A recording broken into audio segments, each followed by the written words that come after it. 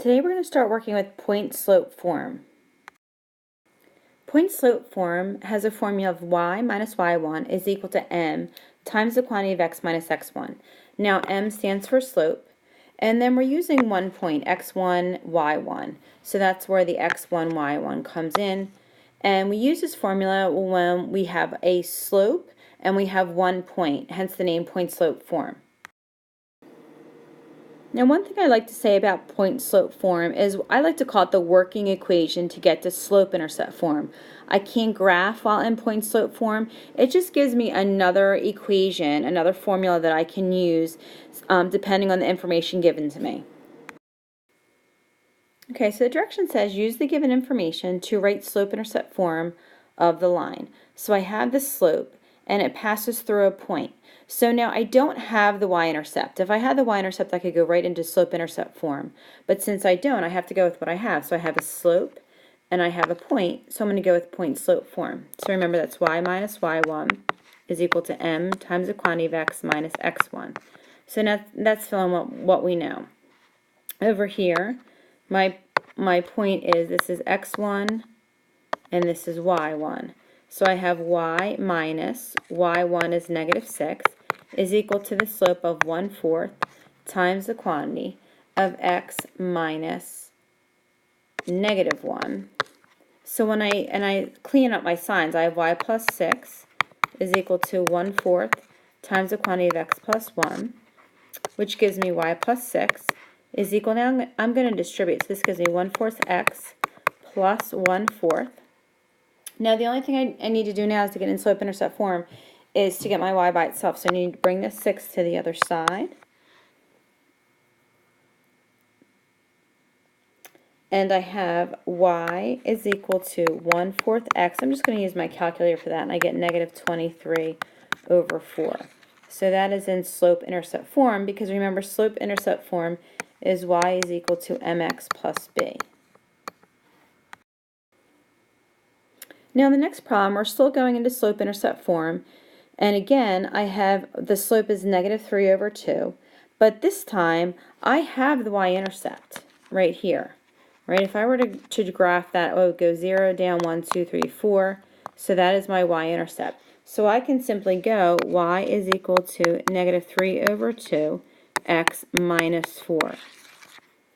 Now let's just say we forgot about that and you just got caught up in point-slope form. It will still work. It's a little more work to do, but it will still work. So I have y minus a negative 4 is equal to the slope, which is negative 3/2 times the quantity of x minus 0. So this gives me y plus 4 is equal to negative 3/2. Now I'll distribute x. And then I have negative 3/2 times 0, which is still 0.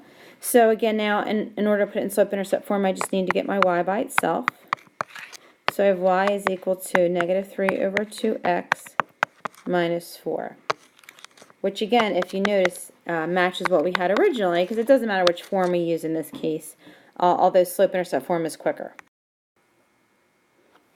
Okay, so our next type of problem says write the slope-intercept form of the line that passes through the given points. So basically what's going to happen is I'm going to give you 2 points, and I'm going to want to know the equation of the line that goes through those 2 points.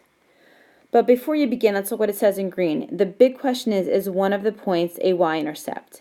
If the answer to that question is yes, you're going to find the slope and you can go directly to slope-intercept form, kind of like we did in the last example.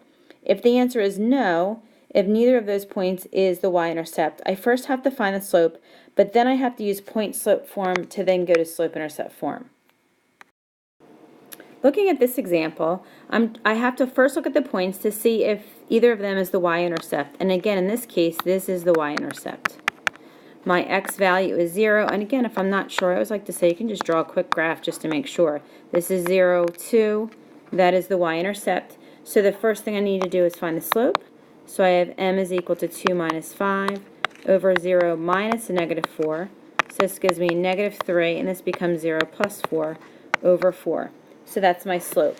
And I have my y-intercept, so then my equation of the line in slope-intercept form is y is equal to negative 3/4x plus 2. In my next equation, I have the points 1, 2, and 2, negative 3.